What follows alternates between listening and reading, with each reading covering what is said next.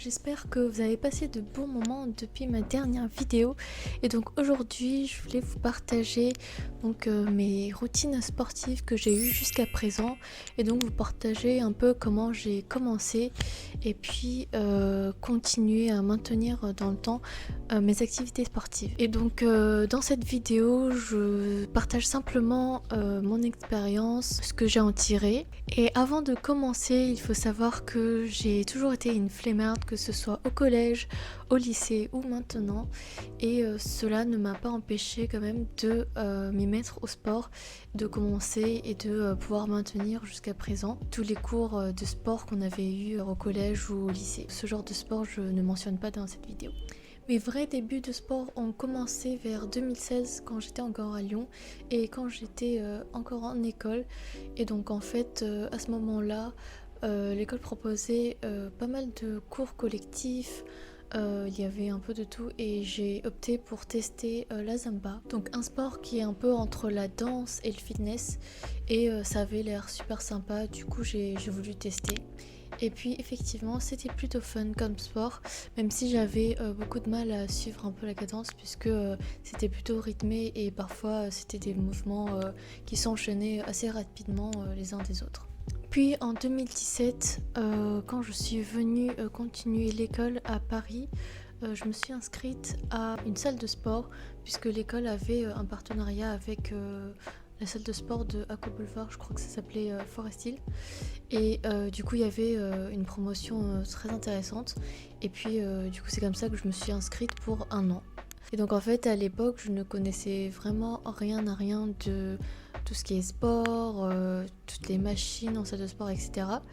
Et puis je voulais en apprendre un peu plus et je me rappelle que autrefois, et du coup j'ai fait un appel à un coach sportif pour m'expliquer un peu quels sont les exercices que je pouvais faire, quelles sont les machines que je pouvais utiliser dans tel ou tel cas, etc. Vraiment m'expliquer aussi le fonctionnement, comment on utilise les machines, etc. pour faire travailler quelle partie du corps, ce genre d'informations. Et donc c'était vraiment très utile et très intéressant. On m'a proposé de partir sur un programme, de commencer par un échauffement, de courir sur le tapis pendant environ 20-30 minutes et puis d'enchaîner avec des exercices qu'on faisait sur les machines directement. Alors j'avais fait des exercices pour les jambes, vraiment beaucoup pour les cuisses et les jambes puisque c'était un de mes objectifs.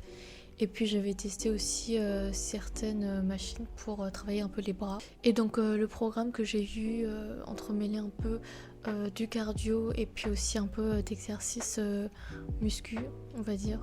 Je sais pas si c'est muscu ou fitness, bon voilà. Et vous avez compris l'idée. Et puis j'ai pu travailler comme ça au départ. Et donc au fil de l'année 2017, j'ai continué cette trame ainsi. Et puis parfois j'optais pour le vélo en intérieur à la place du tapis pour le cardio. Et ensuite pour les exercices sur les machines, je changeais durant une certaine période, à peu près tous les 2 mois, enfin quelque chose comme ça. Et donc c'était pour changer un peu et pour tester aussi d'autres choses. Et je trouvais qu'au tout début c'était plutôt difficile pour moi parce que déjà je n'aimais pas du tout courir, d'autre part parce que je courais du coup très très lentement, j'avais pas l'habitude. Et ensuite au fil du temps que je continuais, que j'avais une petite routine comme ça, et bien je voyais que mon corps commençais à prendre l'habitude de l'activité sportive et du coup que je m'améliorais et petit à petit je courais un peu plus vite. Puis en 2018 ça a été un peu différent parce que je suis partie faire mon échange universitaire à Philadelphie aux États-Unis et donc là-bas à l'université on avait une salle de sport qu'on pouvait y aller en fait, c'était déjà inclus. On peut y aller quand on veut, en dehors des cours bien sûr. Donc la salle était plutôt grande et j'avais aussi une belle vue depuis la salle. Et donc j'en ai vraiment profité à ce moment-là pour continuer ma pratique du sport. La deuxième moitié de l'année 2018 et puis enchaînée avec 2019, je suis revenue sur Paris et donc cette fois j'avais changé de salle de sport et je suis partie chez Néonès pour l'abonnement mensuel. Et donc j'ai continué aussi un peu à faire le même type de programme. Ensuite, tester aussi des cours collectifs. J'avais pris le HIIT, il me semble. C'était 30 minutes hyper intensif. Et je me rappelle qu'à chaque fois que je terminais une séance de HIIT, j'étais complètement KO. J'étais vraiment dead. Mais ça a apporté énormément ses fruits. Et franchement, ça m'a permis de pousser, d'aller au-delà de mes limites. Ensuite, en mai 2019, j'ai commencé à courir en extérieur. Il me semblait que c'était mai, oui. Et du coup, j'avais continué en juin. Et ensuite, en juillet, je suis rentrée à Lyon. J'ai continué aussi à courir dans la nature. Et puis, j'ai continué aussi à aller en salle de sport, puisqu'il y avait des salles néonès aussi à Lyon, pas très loin de chez moi. Donc j'en ai aussi profité. Et durant ces quelques mois, c'était la période où j'ai le plus couru à l'extérieur, il me semble. Je courais en moyenne 4,5 km 2 à 3 fois par mois. Et donc tout ça durant 3 mois environ. Ensuite, en août, je suis rentrée en Chine pour voir la famille, etc. Et à cette période, j'avais arrêté de courir à l'extérieur parce qu'en Chine il fait vraiment très très chaud en été, c'est impossible de faire du sport dehors. Mais par contre, je n'ai pas arrêté ma pratique de sport, c'est-à-dire que j'ai pris des cours particuliers avec le coach de la salle de sport que ma cousine avait et qu'elle me recommandait. Ce qui était très très intéressant, c'est que cette fois-ci, en fait, les exercices qu'on m'avait proposés, c'était des exercices qu'on utilisait en fait simplement le poids de son propre corps. Donc c'était très intéressant puisque c'était vraiment différent de ce que je connaissais avant. C'était vraiment très intensif aussi, mais ça a été très très efficace. Contrairement à ce que l'on peut penser, puisque on fait pas appel à de machines ou à d'outils autres que le poids du corps. Et finalement, c'était vraiment très très efficace. C'est-à-dire que là, ça se voit pas forcément, mais j'avais avant les épaules très épais. Enfin, je sais pas comment s'expliquer, mais c'était très épais là. Et puis en fait, en faisant ces exercices, au lieu d'avoir les épaules comme ça, un peu en mode triangle, et bien c'est genre comme ça. C'est-à-dire que ça a bien reformé, enfin un peu comme un plateau. Enfin c'est beaucoup plus sculpté et c'est plus joli. Ça a aussi amélioré ma posture en général. Donc je trouve que c'était vraiment vraiment très très bénéfique. Plus récemment en 2020 et 2021, donc à mon retour en France à Lyon, j'ai continué la pratique de sport, mais cette fois-ci pas en salle de sport puisque les salles étaient toutes fermées. Je faisais ça à la maison 3 à 5 fois par semaine et en moyenne 1 heure. Donc parfois ça pouvait aller à 1h20 et parfois un peu moins, donc 45 minutes. Et donc qu'est-ce que je faisais comme type de sport? Eh bien je mêlais le vélo en intérieur puisque j'avais ça à la maison. Je reprenais aussi les exercices que j'avais appris à réaliser en Chine. Je mêlais ça aussi à des vidéos YouTube que j'avais trouvées.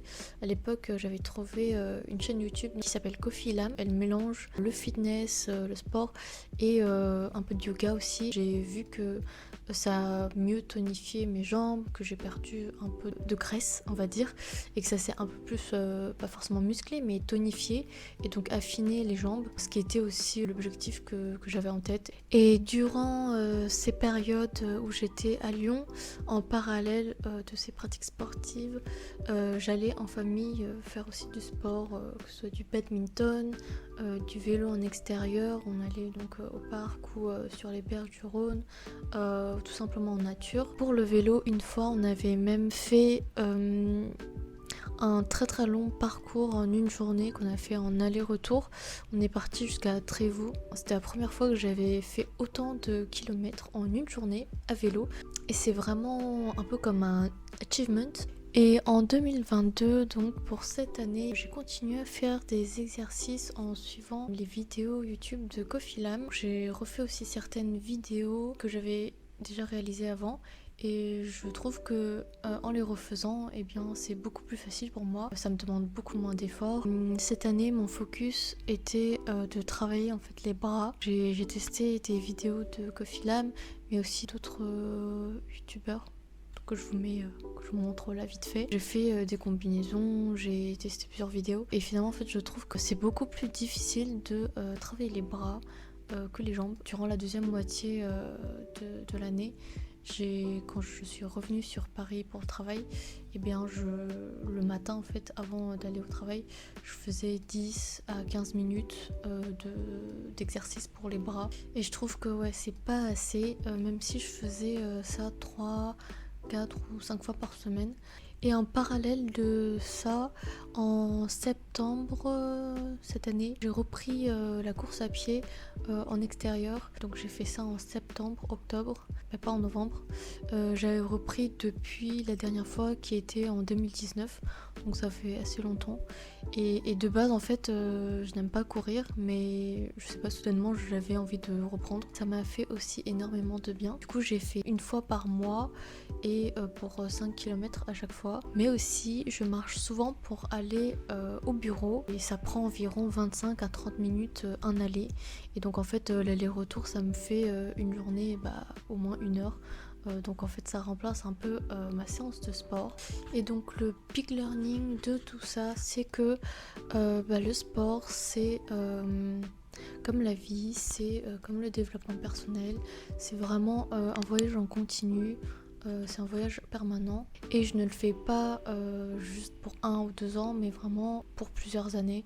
Donc là ça fait à peu près déjà 6 ans et donc je le fais en continu pour ma santé surtout. Donc la pratique de sport ça m'apporte pas mal de bénéfices, que ce soit des bénéfices physiques ou des bénéfices psychique. Et entre autres pour moi c'est tonifier mon corps, être plus flexible, c'est à dire que avant j'étais pas du tout flexible, donc ce que vous voyez là aujourd'hui c'est vraiment le fruit de mes efforts apportés jusqu'à présent. C'est aussi pour moi un moyen d'évacuer mon stress, aussi un moment pour moi d'être focus sur une chose, de ne penser vraiment à rien d'autre que juste à faire ma séance de sport et de la bien faire et de m'encourager moi-même à continuer et de terminer cette séance de sport. Mais c'est aussi un moyen de forger mon cerveau et mon corps, d'aller au-delà de mes limites, donc petit à petit. C'est aussi un moyen de me sentir bien, de me sentir en forme et